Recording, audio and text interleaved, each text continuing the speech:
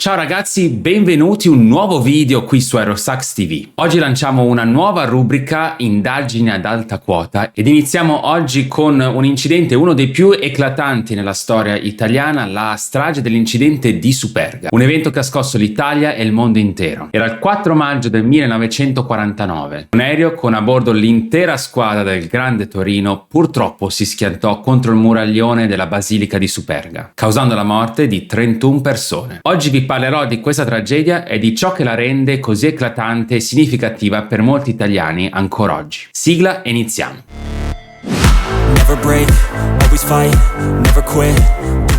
Per capire il significato della tragedia di Superga dobbiamo fare un salto indietro nel tempo. La squadra del Grande Torino era considerata una delle migliori squadre al mondo. Con 5 scudetti consecutivi e una formazione che praticamente includeva tutta la formazione della nazionale italiana, il Grande Torino era una forza da non sottovalutare e una delle prime squadre al mondo. Purtroppo, il 4 maggio 1949 tutto cambiò. L'aereo che riportava la squadra a casa, partito da Lisbona, si schiantò contro il muraglione della Basilica di Superga, uccidendo tutti i 31 persone a bordo. A bordo c'erano i piloti, i passeggeri, i dirigenti sportivi, i preparatori atletici. In totale furono 31 le vittime. La tragedia di Superga non colpì soltanto il Torino, ma l'intera nazione italiana. Come detto, molti dei giocatori erano giocatori anche nella nazionale e la loro prematura scomparsa tutti assieme colpì interamente la squadra di calcio, ma in generale il popolo italiano. Il giorno dei funerali,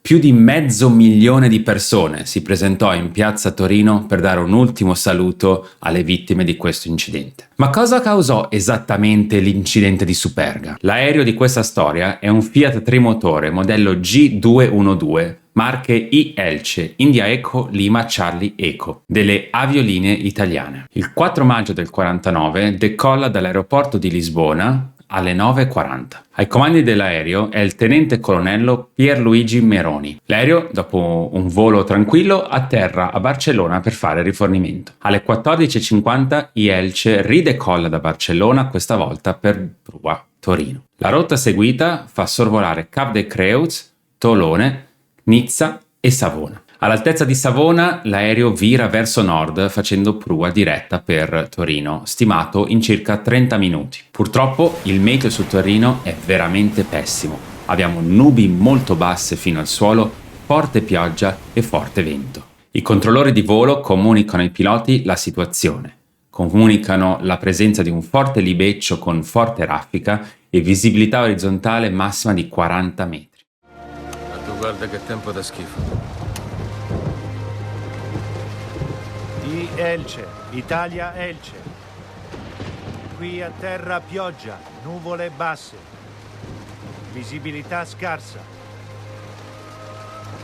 Ad un certo punto gli enti di controllo del traffico chiedono un riporto di posizione al Fiat Golf 212. Di Elce, qual è la vostra altitudine? Rispondete. Di Elce, rispondete. Elce, rispondete! Elce, rispondete! Dopo qualche minuto di silenzio, alle 16:59 finalmente arriva il riporto di posizione.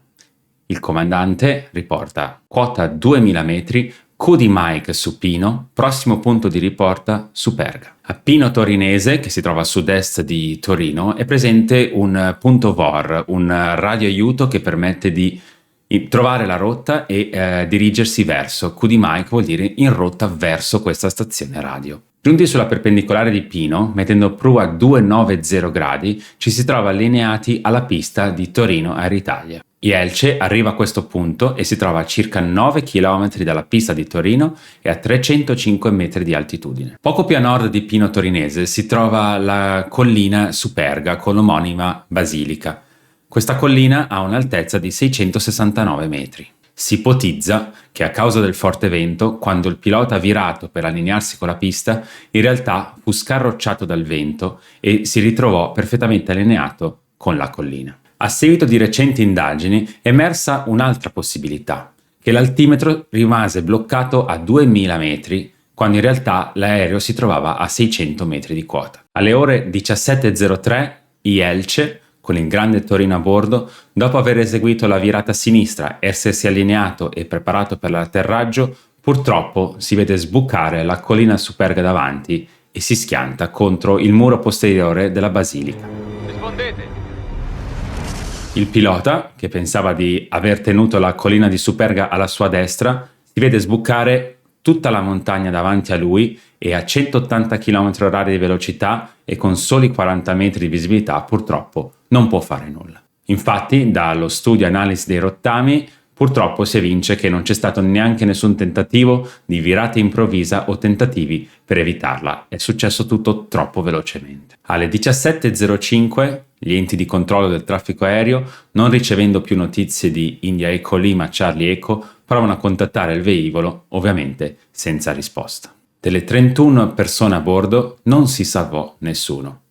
A riconoscere le salme delle varie vittime fu l'allenatore del Torino, che non era a bordo dell'aereo in questa occasione, Vittorio Pozzo. I resti dell'aereo, tra cui un'elica, parti della fusoliera, ma anche le valigie di Mazzola, Maroso e Erstein, sono conservate in Villa Claretta Alessandre di Grugliasco, inaugurata il 4 maggio del 2008 in occasione del 59° anniversario della tragedia. La loro morte tragica e improvviso ha sconvolto il paese intero. Molte persone hanno pianto la perdita dei loro cari, ma l'intero paese pianse la perdita dei loro idoli del calcio. Inoltre, la tragedia, non dimentichiamolo, ha avuto luogo in un tempo in cui l'Italia si stava appena riprendendo dalla Seconda Guerra Mondiale, solo 4 anni dopo. Questo ha aggiunto un ulteriore stato di aggravamento e tristezza, purtroppo, per l'intero nostro paese. Dopo la tragedia di Superga, il Grande Torino e tutto ciò che la rappresentava furono idolatrati come simbolo di un'epoca d'oro del calcio italiano. Quel gruppo di giocatori non rappresentava più soltanto un gruppo di sportivi,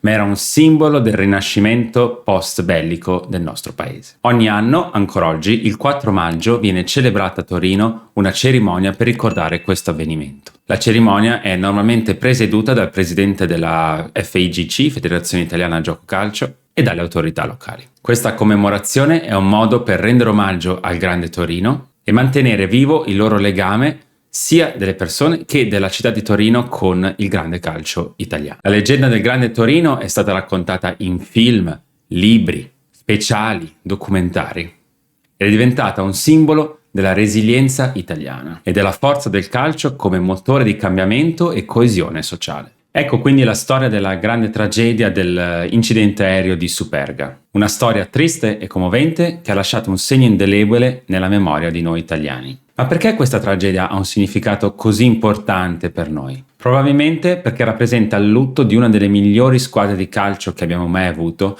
che purtroppo non ha avuto modo di esprimere sul campo tutto il loro potenziale. Molti dei giocatori erano campioni del mondo in carica con la nazionale italiana. Questo non ha fatto che aggravare ovviamente la perdita umana di queste persone. Con questo video ho voluto rendere omaggio a questa tragedia così significativa per l'aviazione italiana, ma per tutto il popolo, non solo per noi appassionati di volo. Ed è importante mantenere un ricordo sempre vivo di questi avvenimenti che hanno permesso poi al mondo dell'aviazione di diventare quello che oggi e permetterci di fare le cose che riusciamo a fare tutti i giorni. Se il video vi è piaciuto, fatemelo sapere in un commento qua sotto. Se avete qualche aneddoto di questa vicenda, scrivetelo perché è molto importante sentire le varie storie che avete da raccontare. Io vi invito a lasciare un mi piace al video se vi è piaciuto e iscrivervi al canale per contenuti sul mondo dell'aviazione reale, simulata, di tutti i tipi, ogni settimana qui su YouTube. Ciao e alla prossima!